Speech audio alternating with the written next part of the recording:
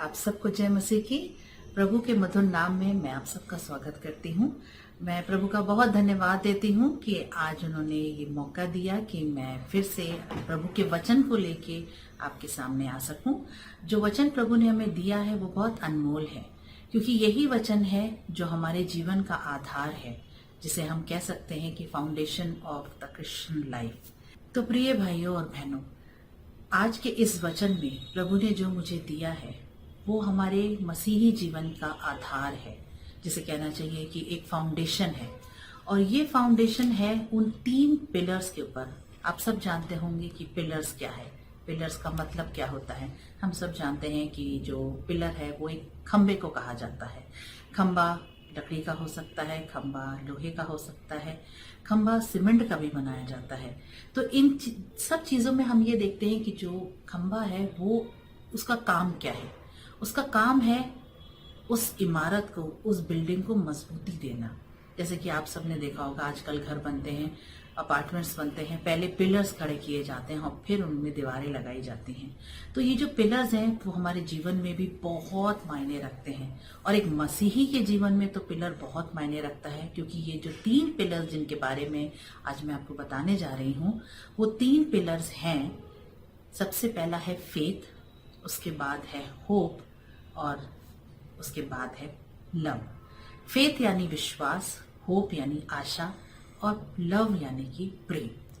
तो हम इस समय इस चीज को देखेंगे कि ये जो फेथ है, ये फेथ हमारे जीवन में कहाँ से आता है। हम मसीही जीवन में पैदा होते हैं, बहुत से लोग मसीहत को अपनाते हैं।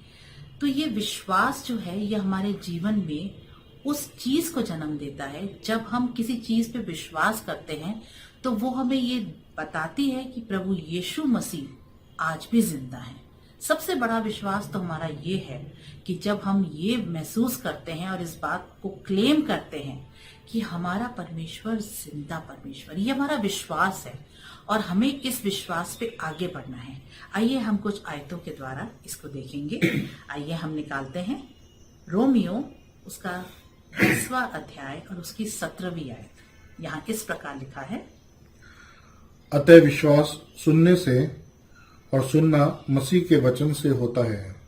जी, विश्वास सुनने से और सुनना मसीही के जीवन से होता है। जब हम विश्वास की बातों को सुनते हैं, जब हम वचन को सुनते हैं, जब हम वचन को पढ़ते हैं और उस पर विश्वास करते हैं कि जो लिखा गया है वो हमारे लिए है। परमेश्वर ने हमारे लिए वचन को दिया ताकि हम उसको पढ़ें, उससे सीखें और उनकी बातों पे विश्वास करें। यहाँ हम विश्वास के लिए बहुत सारे एग्जाम्पल्स को देखते हैं।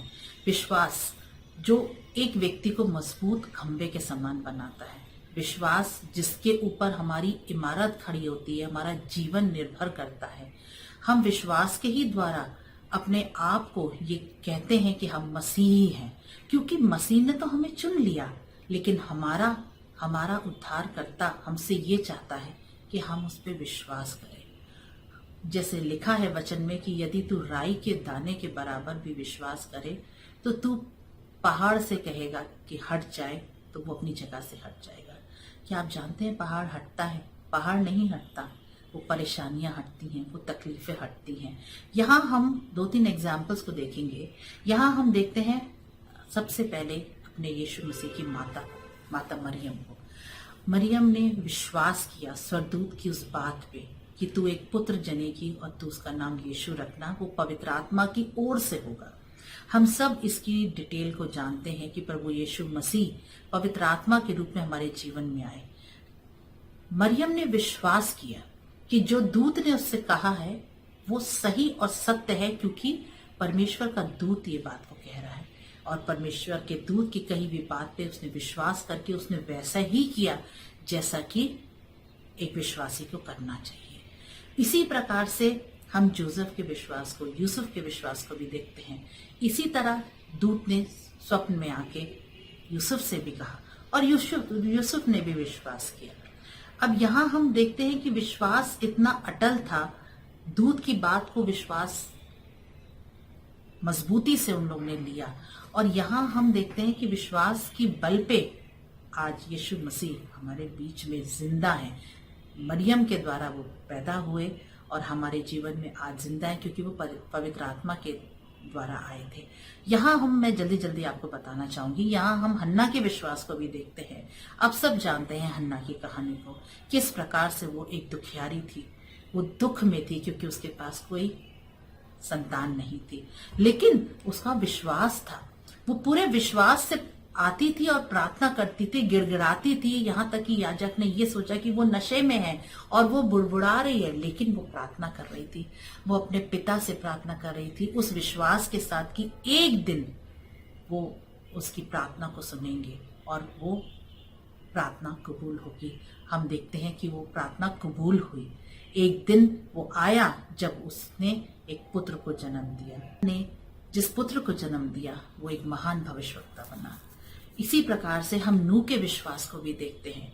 नूह को नहीं पता था कि बारिश क्या होती है, वहां के लोगों को भी नहीं पता था उस समय तक कि बारिश क्या होती है, लेकिन जब परमेश्वर ने नूह को आज्ञा दी कि तू एक जहाज बना, क्योंकि जल प्रलय होने वाला है और मैं दुनिया को नष्ट करने वाला हूं। हो सकता है नूह डाउट कर सकता था, हो सकता है वो सोच सकता था कि पता नहीं ये बारिश क्या होती है और परमेश्वर मुझे क्यों कह रहे हैं, क्या मैं ऐसा बना पाऊंगा, क्या मैं ऐसा कर पाऊंगा। इन सारी बातों को उसने बिल्कुल नहीं सोचा, बल्कि उसने विश्वास किया प्रभु के ऊपर। इसी प्रकार से हम देखते हैं कि जो विश्वास है वो हमारे जीवन का आधार है। आइए हम देखते हैं होप के बारे में। इस समय हम पढ़ेंगे जो हमारे फेथ से ही रिलेटेड एक और वर्स है, वो है हिब्रू 11 और उसकी 6वीं आयत। और विश्वास बिना उसे प्रसन्न करना अनहोना है, क्योंकि विश्वास परमेश्वर के पास आने वाले को विश्वास करना चाहिए कि वो है और अपने खोजने वाले को प्रतिफल देता है। जी हाँ, क्योंकि विश्वास जो है वो उसी व्यक्ति को मिलता है जो उसे खोजता है। इस आयत में बहुत सुंदर तरीके से लिखा है कि without faith it is impossible to seek God. हम प्रभु को नहीं खोज सकते जब तक हमें विश्वास नहीं है। हम विश्वास के द्वारा ही प्रभु के प्रेम को जान सकते हैं। हम विश्वास के द्वारा ही उस प्रेम में आगे बढ़ सकते हैं, क्योंकि विश्वास के साथ साथ जुड़ा है होप, यानी कि आशा। जब हमें विश्वास होता है तभी हमारी आशा हमारे सामने आती है। तभी हम ये आशा रखते हैं कि परमेश्वर जो भी हम आपसे प्रार्थना कर रहे हैं, जो भी हम आप पे विश्वास करते हैं, हमें ये आशा है कि आप हमारी प्रार्थनाओं को सुनेंगे, आप हमारी बातों को आप जानकर हमारी बातों को पूरा करेंगे। इस समय हम विश्वास के लिए जब देखते हैं तो विश्वास के साथ जुड़ता है होप, यानी आशा। और जब आशा जुड़ती है तो आशा ऐसी वस्तु का नाम है, ऐसी बात का नाम है जो हम देखते हैं कि जिस प्रकार से हम विश्वास में बढ़ते चले जाते हैं, उसी प्रकार से हम आशा में भी आगे बढ़ते चले जाते हैं। क्योंकि जब हम आशा रखते हैं, क्योंकि जब हमारा होप है वो हमारे जीवन का दूसरा मजबूत पिलर है, और इसी विश्वास के द्वारा, इसी आशा के द्वारा हम परमेश्वर के उस प्रेम को भी देखते हैं। यहाँ हम आशा में देखते हैं यायर की बेटी के बारे में। हम सब जानते हैं इसकी स्टोरी कि जिस प्रकार से जब प्रभु के बारे में यायर ने सुना कि वो चमत्कार करते हैं, क्योंकि उनकी यायर की बेटी बहुत दिनों से बीमार थी और वो ठीक नहीं हो रही थी, और सबको ये लग रहा था कि वो शायद ठीक नहीं हो पाएगी, लेकिन इनको विश्वास था, इनको आशा थी कि अगर मैं प्रभु यीशु मसीह के पास जाके अपनी बेटी के बारे में बताऊंगा और वो प्रार्थना करेंगे तो वो ठीक हो जाएगी। देखिए, यहाँ पर हम विश्वास को भी देखते हैं और यहाँ पर हम आशा को भी देखते हैं। उनको आशा थी, इसीलिए वो उनके पास गए। और जबकि यीशु मसीह बहुत भीड़ में चल रहे थे तो उन्होंने कोशिश करी कि मैं प्रभु के पास जाके प्रभु से ये बात कहूं। अब उन्होंने जब ये बातें प्रभु से कही तो प्रभु ने उनसे ये कहा, ठीक है, मैं तुम्हारे साथ जरूर चलूंगा, क्योंकि उन्होंने अपनी आशा दिखाई। इसी बीच में हम देखते हैं कि इतनी भीड़ में से किसी ने उनके उस आंचल को, उनके उस कपड़े को छुआ, और उसके बारे में हम देखते हैं कि यहाँ भी हम आशा को देखते हैं और आशा हमें दिखती है। कैसे? उस स्त्री के बारे में जब हम जानते हैं, जब हम स्त्री के बारे में पढ़ते हैं जिसको 12 साल से, यहाँ देखिए 12 साल की वो बेटी थी जो बीमार थी, और यहाँ 12 साल की वो स्त्री थी जिसको लहू बहने की परेशानी थी। और आप ये सोचिए कि उस लेडी ने ये नहीं सोचा कि इतनी भीड़ में कौन मुझे वहां तक पहुंचाएगा, लेकिन उसको आशा थी। उसको वो आशा थी कि यदि मैं परमेश्वर के, यदि मैं यीशु मसीह के को मैं छू लेती हूँ, परमेश्वर के बेटे को मैं यीशु मसीह को छू लेती हूँ, तो हो सकता है कि मैं चंगाई प्राप्त कर लूं। यहाँ हम आशा को देखते हैं और उस विश्वास को भी देखते हैं जो उसमें था।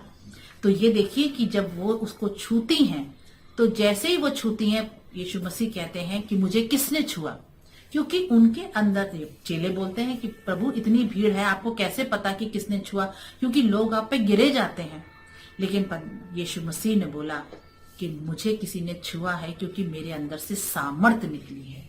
आप सोचिए प्रभु में कितनी सामर्थ है कि उसने सिर्फ डरते डराते कि कहीं लोगों ने, क्योंकि उस समय में ये सारी बातों को लोग बहुत अछूता मानते थे और नहीं चाहते थे कि इस तरीके की प्रॉब्लम्स के साथ लोग सामने आए, तो उसने डरते डराते प्रभु को छुआ और देखिए चंगाई मिल गई, क्योंकि उसको आशा थी।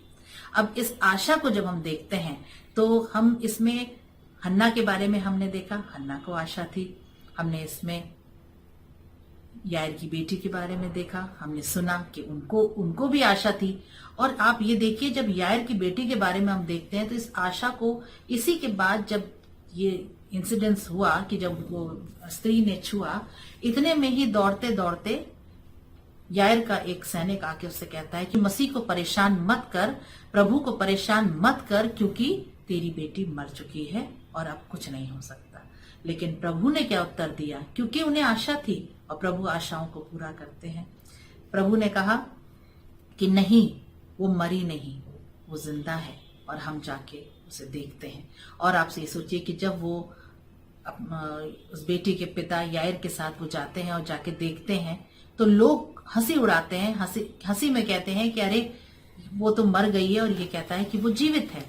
तो यहाँ देखिए कि आशा जो है वो पिता, उसकी माता की और उन सारे लोगों जो बाहर खड़े थे, जो ये सोच रहे थे कि यीशु मसीह की इस कही हुई बात को हम मजाक में उड़ा दें, लेकिन उस माता पिता को आशा थी कि बेटी जिंदा हो जाएगी, और प्रभु के छूने से वो जिंदा हो गई। यहाँ हम देखते हैं परमेश्वर यीशु मसीह ने सिर्फ यायर की बेटी को ही जिंदा नहीं किया, यहाँ उन्होंने लाजर को भी जिंदा किया।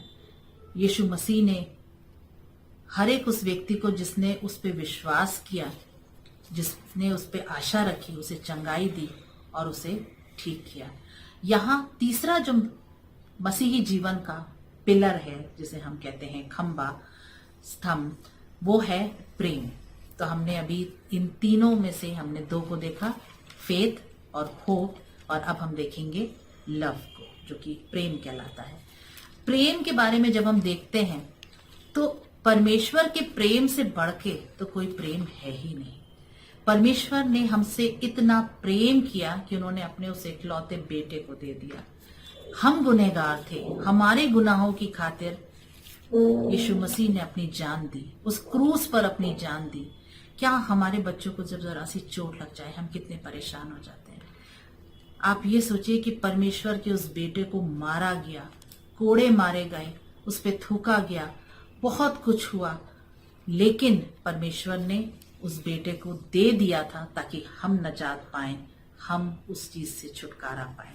और इस समय हम उस की वर्ड्स को देखेंगे जो हम सबको बचपन से याद है, जो हमें मिलता है यूहन्ना 3:16 में। क्योंकि परमेश्वर ने जगत से ऐसा प्रेम रखा कि उसने अपना इकलौता पुत्र दे दिया, ताकि जो कोई उस पर विश्वास करे वो नष्ट ना हो, परंतु अनंत जीवन पाए। अनंत जीवन, ये अनंत जीवन हमें तभी मिल सकता है जब हम परमेश्वर पे, यीशु मसीह पे विश्वास करते हैं। परमेश्वर पे विश्वास करते हैं कि वो महान सर्वशक्तिमान परमेश्वर है। लिखा है कि यदि तुम मेरे बेटे के नाम पे जो भी मांगते हो वो तुम्हें मिल जाएगा, तुम्हें दिया जाएगा, क्योंकि परमेश्वर ने अपने बेटे को हमारे लिए, हमारे प्रेम के लिए दे दिया। मैं आपको ये बताना चाहूंगी, जो हम सब जानते हैं, कि परमेश्वर ने जब सृष्टि की रचना की तो उन्होंने हर एक वस्तु को बोल के, हर एक चीज को बोल के बनाया। उन्होंने कहा और हो गया। चांद सूरज बनाया, पृथ्वी के सारे जीव जंतु बनाए, हर चीज को बनाया, सारे हरियाली जो भी हम देखते हैं वो सारी चीजों को बनाया। लेकिन सिर्फ एक मनुष्य ही ऐसी इंपॉर्टेंट और सबसे प्रेशियस चीज थी जिसको उन्होंने अपने हाथों से बनाया, अपने हाथों से उसको मट्टी से सान के बना के और उसमें अपना श्वास फूका। अपनी सांस मतलब परमेश्वर ने हमें अपने स्वरूप में बनाया है। ये है प्रेम, ये प्रेम है। देखिए उन्होंने हमें कह के नहीं बनाया, अगर वो चाहते तो कहते और मनुष्य बन जाता, आदम बन जाता। लेकिन उन्होंने अपना सांस उसके अंदर फूका जिसकी वजह से आज हम जिंदा हैं। आज हमारे अंदर परमेश्वर का श्वास है, परमेश्वर की सांस की वजह से आज हम जीवित हैं। तो ये देखिए सबसे बड़ा प्रेम यही है। इस प्रेम के आगे सारे प्रेम छोटे हैं, क्योंकि परमेश्वर ने हमसे ऐसा प्रेम किया कि उसने अपना इकलौता बेटा दे दिया। जो कोई उस पर विश्वास करे, देखिए हमारा पहला पिलर था विश्वास। जो कोई उस पर विश्वास करिए, हम प्रभु यीशु मसीह पे विश्वास करेंगे तो वो अनंत जीवन हम पाएंगे, वो नाश नहीं होंगे। देखिए आशा है यहाँ पे कि हम नाश नहीं होंगे और उसके अनंत जीवन का जो प्रेम है वो हमें मिलेगा, क्योंकि परमेश्वर हमसे बहुत प्रेम करते हैं। परमेश्वर के प्रेम के आगे सारे प्रेम, चाहे वो माँ बाप का प्रेम हो, भाई बहन का प्रेम हो, पति पत्नी का प्रेम हो, ये सब अपनी जगह है। लेकिन परमेश्वर के प्रेम के आगे इससे बड़ा कोई प्रेम नहीं। तो इस समय हम इन सारी बातों के लिए एक और वर्ष को पढ़ेंगे जो हमें बताती है कि इन तीनों में सबसे ज्यादा इंपॉर्टेंट क्या है। पहला कुरिन्थियों 13 उसकी 13वीं आयत। पर अब विश्वास, आशा, प्रेम ये तीनों स्थायी हैं, पर इन सब में सबसे बड़ा प्रेम है। इन सब में सबसे बड़ा प्रेम है, क्योंकि प्रेम ही है जो हमें एक दूसरे से प्रेम करना सिखाता है। जब हम परमेश्वर में होके चलते हैं, हम उसकी बातों पे चलते हैं, उसके वचन को पढ़ते हैं, तो वो हमें प्रेम करना सिखाता है। और उस प्रेम से ही हम अपने जीवन में प्रेम रखते हैं। हमारे जीवन में प्रेम होगा तो हमारे परिवारों में प्रेम होगा, परिवार में प्रेम होगा तो बच्चों में प्रेम होगा। जब बच्चों में प्रेम होगा तो हम एक मजबूत परिवार बन के उस प्रेम को, प्रभु यीशु मसीह के उस प्रेम को हम दूसरे लोगों में बांट सकेंगे। तो इस समय मैं यही प्रार्थना करती हूँ कि ये मेरे तीनों पिलर्स जो परमेश्वर ने मुझे दिए हैं वचन के रूप में, हमारे मसीही जीवन में मजबूत खंभों के समान हो, ताकि ये जो हमारी जो ये बिल्डिंग है, हमारा शरीर जो परमेश्वर ने हमें दिया है, कि हम मजबूती के साथ चलें, पूरी तौर से मजबूत होके आगे बढ़ने पाए। आइए इस वचन को एक छोटी सी प्रार्थना के द्वारा खत्म करते हैं। धन्यवाद देते हैं पिता परमेश्वर, आपने एक सुंदर वचन दिया, इस वचन को बोलने की सामर्थ्य दी। पिता परमेश्वर, इस वचन के द्वारा लोग आशीषित होने पाए। परमेश्वर, आपके उस महान प्रेम को हमारे दिलों में डालिए, ताकि हम प्रभु आपके उन तीनों चीजों को अपने जीवन में उतार सके, अपने विश्वास, आशा और प्रेम के साथ अपने जीवन को बिताएं, ताकि हमारा जीवन एक मसीही जीवन मजबूत खंबे के समान हो, जिस खंबे पे हमारे बाकी हर एक चीज टिक कर एक मजबूत इमारत बना सके। यीशु मसीह के नाम से मांगते हैं, आमीन। आमीन। यीशु मसीह की जय।